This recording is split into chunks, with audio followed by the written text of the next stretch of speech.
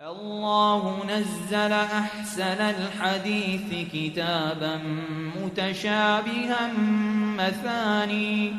مثاني تقشعر منه جلود الذين يخشون ربهم ثم تلين جلودهم وقلوبهم إلى ذكر الله ذلك هدى الله يهدي به من يشاء ومن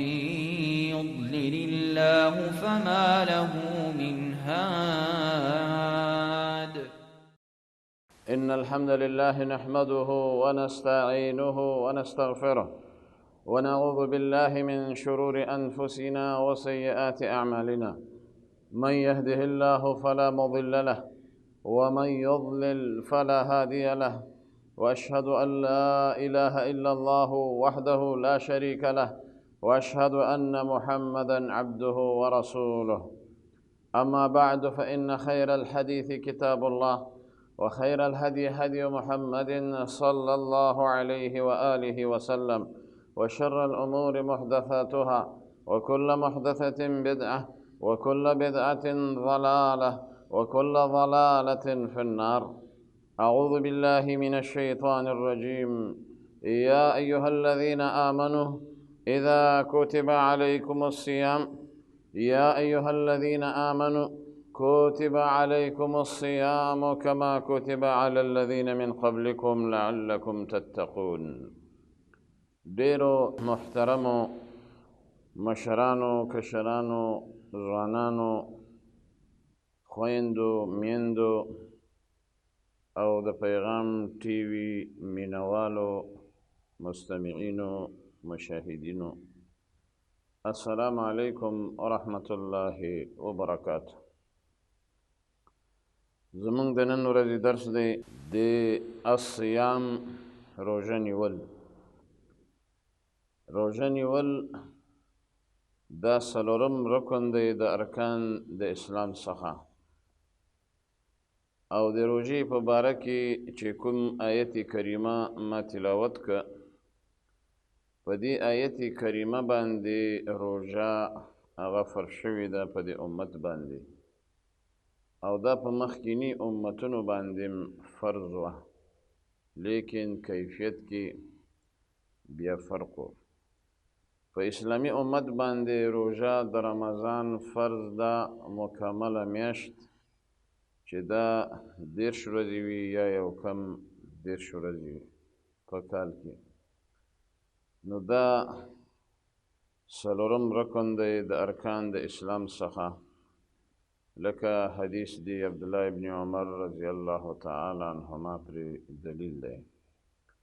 الله سبحانه وتعالی په دې آیت کریمه کې فرمایي: یا ایها الذین آمنو، ای مؤمنانو،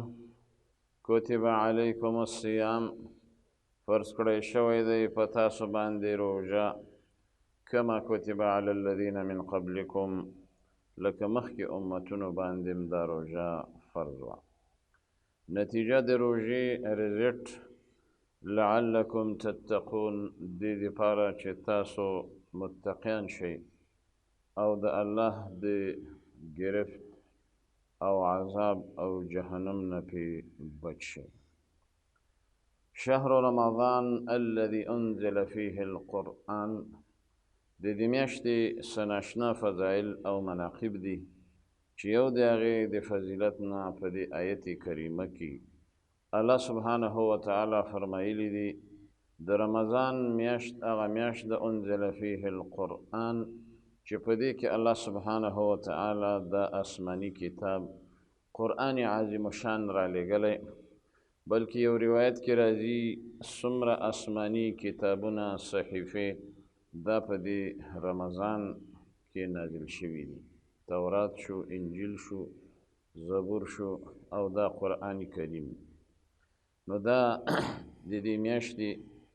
په فضیلت او منقبت او غوروالي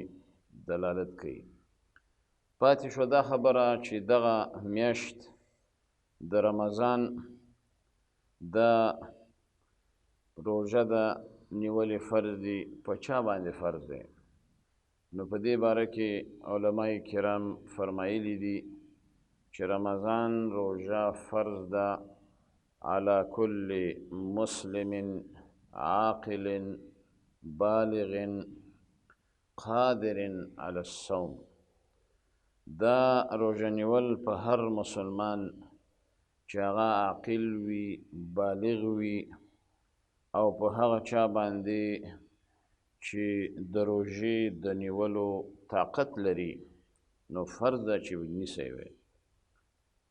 البته حایضه ښځه ترې مستثنا ده چې کله ماهواري بیماري پرې راشي. دغه شان نفسا هغه زنانه چې ولادت یې وشي نو په دې دواړو باندې روژه نیول فرض نه ده، بلکې روژه نیول نه بلکې روژه به خوري. نو دې وجې نه بعضې علما دا وایي چې ماشوم وي، هلک وي، د روژې د نیولو طاقت لري نو هغه به هم په دې روژې سره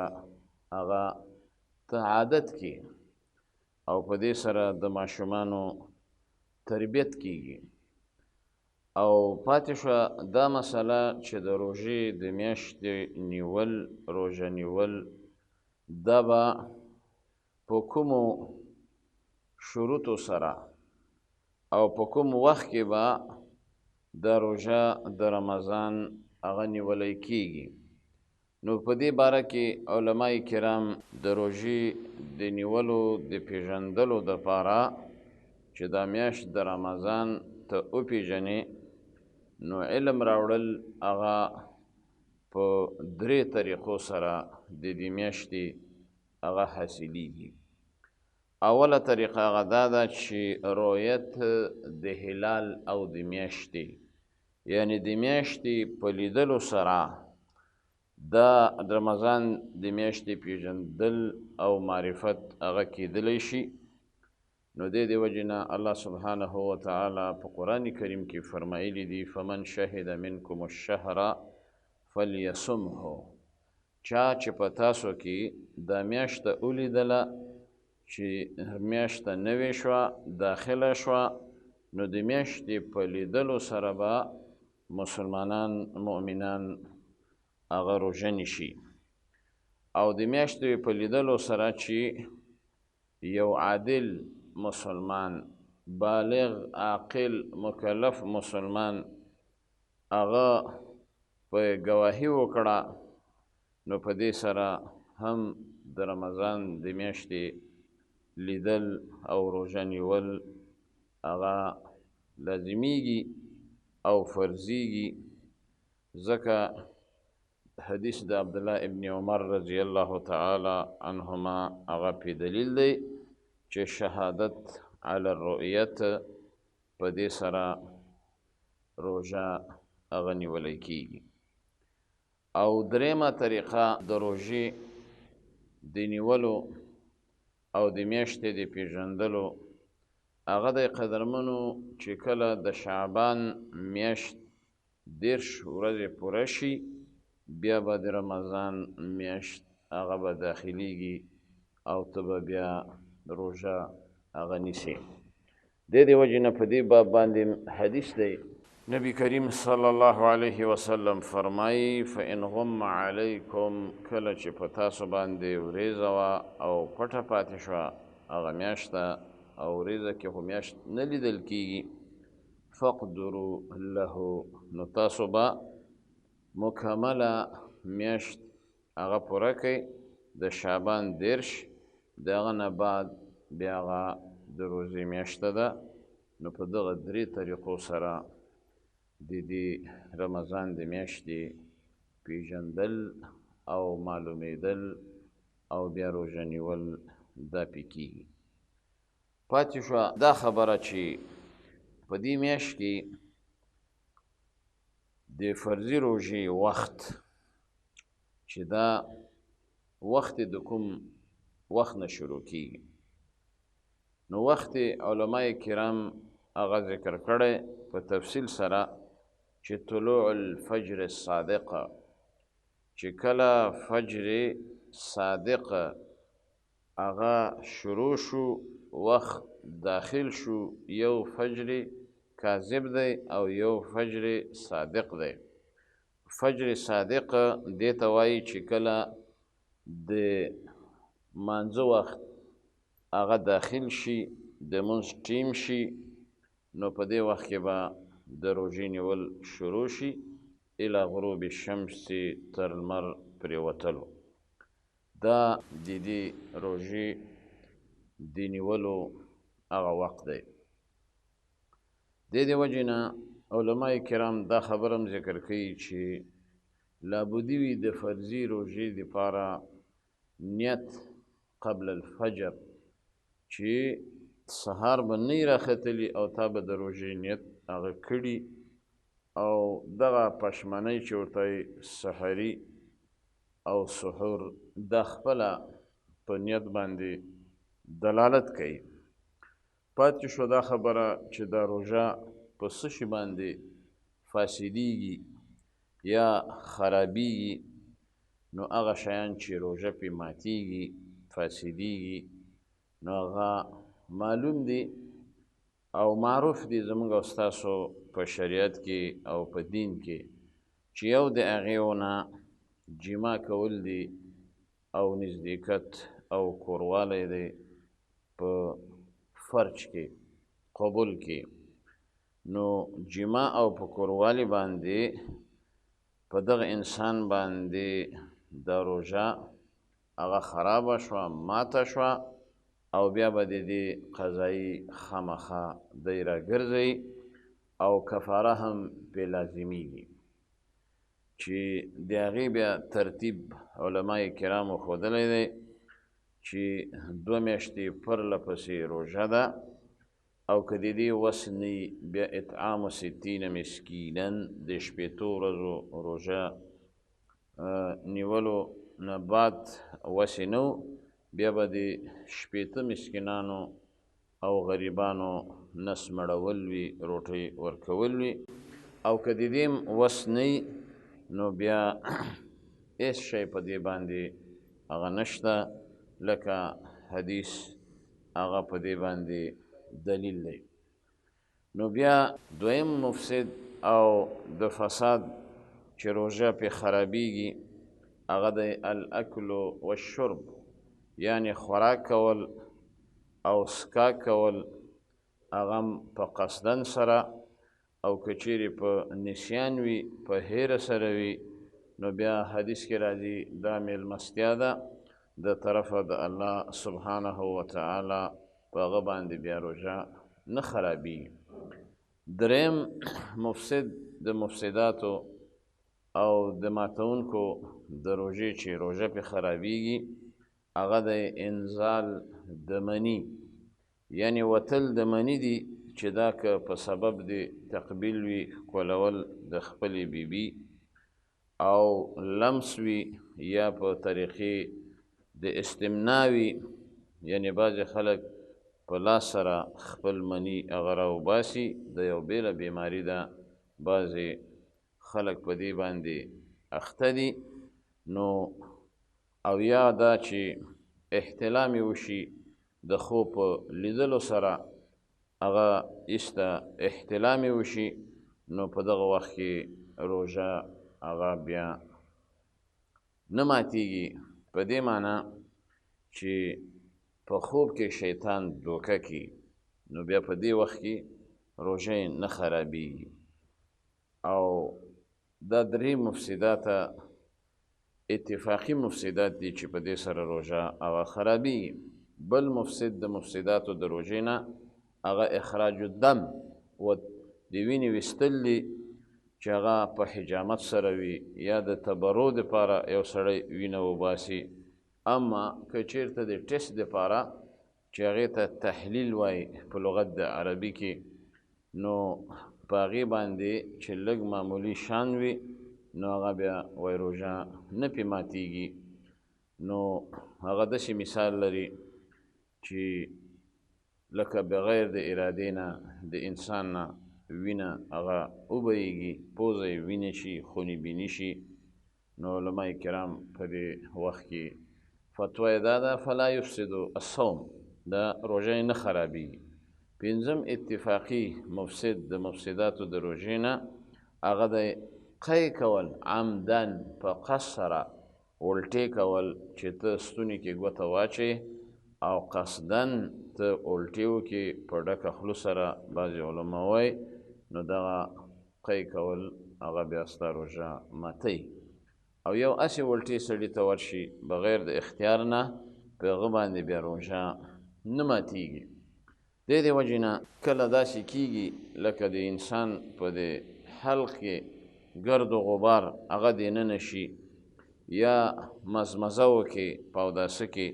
یا استنشاق وکړي، نو په دې وخت کې که چېرته ستا د حلق ته اوبه کوزې شوې نو روژه دې نه خرابېږي. دغه شانته یو سړی د سوچ وکړي، د سوچ په وجه انزال وشي، یا احتلام مخکې تیر شو خوب کې ایسته انزال وشي، او یا د ده نه څه معمولي شانته وینه او یا قی بغیر د قصد نه الټې ورته راغلی، نو په دغه ټولو صورتونو کې لم یفسد صومه، د ده دا روژه نه فاسدېږي. او بیا بله مسله په دې کې بعضې علماو دا هم بیان کړې ده چې من اکله یو چا خوراک وکړو یظنه لیلا، چې یاره لا شپه ده او فجر لا نه ده راختلی، نو بیا ایسته وروسته ده ته پته ولګېده چې خو دا خو ما خوراک په ورځ کې کړی ده، فجر راختلی سهار، نو علما وایي فعلیه القضاء، په ده باندې بیا د دې روژې قضایي ده. بل صورت د مسلې دام دی ومن اکل فی اللیل، یو چا خوراک وکړه په شپه کې خو شک یې و چې لمر به راختلي که نه به یې راختلي، نو په دغه شک باندې روژه نه خرابېږي. یا یو سړی دی خوراک یې وکړه په ورځ کې او شک یې وکړه چې لمر به پرېوتلي او که نه یې پرېوتلي، په شک یې خوراک وکړه، افطاري یې وکړه، روژه یې ماته کړه، بیا په دې صورت کې علما وایي فعلیه القضاء، نو دی به د دې روژې قضایي راوړي. پاتې شوه دا مسله چې کوم کسانو له روژه خوړل هغه جایز دي، نو د هغې علما هغه بیان کړی چې مخکې یو څه تیر شو چې حایضه ښځه دپاره روژه خوراک، روژه نه نیول دا واجب دي. دغه شان نفاسه ښځه چې بچی وشي، او یا په هغه چا باندې چې هغه د یو معصوم بچي دپاره چې نجات ورکړي، نو بغیر د دې نه چې روژه ونه خوري نشي کولی، نو په دې وخت کې خوړل د روژې واجب دی. بعضې اوقاتو کې روژه خوړل سنت وي د حکم په اعتبار، لکه یو سړی دی مسافر دی، سفر په حالت کې دی، نو یباح له الفطر والقصر، او دا په هغه صورت کې چې کله د ده دپاره قصر هغه مباح وي او روژه په ده باندې سخته وي، نو په دې وخت کې که دا روژه وخوري سنت دی، په دې احادیث موجود دي. بل هغه مریض چې هغه د مرض د وجې نه په ځان باندې یېرېږي، نو د وخت کې هم د دپاره سنت دی چې ویې خوري. پاتې شو بعضې اوقاتو کې د حکم په اعتبار روژه خوړل مباح وي، معنا دا ده چې نه پې ګناه شته او نه پې ثواب شته. لکه یو سړی دی مقیم دی، نو دا په دې وخت کې په سفر شروع وکړي او ورځ ده، نو د دپاره مباح ده که روژه وخوري. یا حامله ښځه ده یا پی ورکوونکې ښځه ده، نو دا ویریږي په ځان باندې یا په بچي باندې، نو په دې وخت کې په ده باندې روژه خوړل مباح دی، جواز لري، ګناهګاریږي نه. خو البته په دې ټولو صورتونو کې دا روژه چې خوري نو صرف قضایي به د روژې پوي، چې کله الله سبحانه وتعالی مقیم که روغ و جوړ شو بیا به روژه خامخا نیسي. او پاتې شوه حامله داره زنانه چې حملې وي، یا پی ورکوونکې زنانه چې پی ورکوي ماشوم ته، نو په دې وخت کې به اطعام د مسکین بیچاره مسکین ته به روټۍ ورکوي د هرې ورځې، دا په هغه صورت کې چې پی ورکوونکې زنانه او حامله داره زنانه ویرېدله په خپل بچي باندې، نو بیا به د هرې ورځې د قضایي سره دی به مسکین ته روټۍ ورکوي. پاتې شوه دا خبره چې یو سړی دی عاجز دی او روژه نشي نیولی، کبیر سن دی، معمر دی، بوډۍ دی، بوډا ده، او یا داسې بیمار دی چې لا یرجا برؤه، هغه وسې نشي کېدلی او امید یې نشي کېدلی چې دی به د بیمارۍ نه جوړ شي او مستمره بیماري ده، نو علما کرام وایي فیطعم عن کل یوم مسکینا، نو دی به د هرې ورځې روژه دی به فدیه ورکوي او په دې وخت کې قضاین پرې نشته. دا د شریعت د یسر او اسانتیا څخه دی. او بله مسله هغه ده که یو سړي وروسته کړه قضایي د وجې د عذر نه معذوره دی، نو په دې وخت کې بل رمضان پرې راغی، نو په ده باندې قضا ده فقط او هغه فدیه دا پرې نشته. او که چیرې د غیر د عذر نه تو مثال د خبرې پرې راغی بل رمضان، نو بیا به د هر قضایي سره د هرې ورځې فدیه ورکوي. او که چیرته قضا یې ترک کړه د وجې د عذر نه او ایسته معذوره و، نو په دې وخت کې مړ شو، علما وایي چې په ده باندې هېڅ شی نشته، معامله یې الله سبحانه وتعالی سره ده. نو دې د وجې نه بعضې علما په باب د روژو کې ډېر مسایل دي، جزئیات دي بیان کړي دي، او په کار دا ده چې مسلمان مؤمن د دې پوښتنه وکړي علماو نه فاسألوا اهل الذکر ان کنتم لا تعلمون. که چېرته تاسو نه پوهېږئ نو د علماو نه وخت په وخت تپوس وشي په داسې مسایلو کې. الله سبحانه وتعالی دې په دې خبرو ماته او ټولو ته د عمل کولو توفیق نصیب کړي. تر بلې حلقې پورې په لوی الله جل جلاله سپارم. والسلام علیکم ورحمة الله وبرکاته. الله نزل أحسن الحديث كتابا متشابها مثاني تقشعر منه جلود الذين يخشون ربهم ثم تلين جلودهم وقلوبهم إلى ذكر الله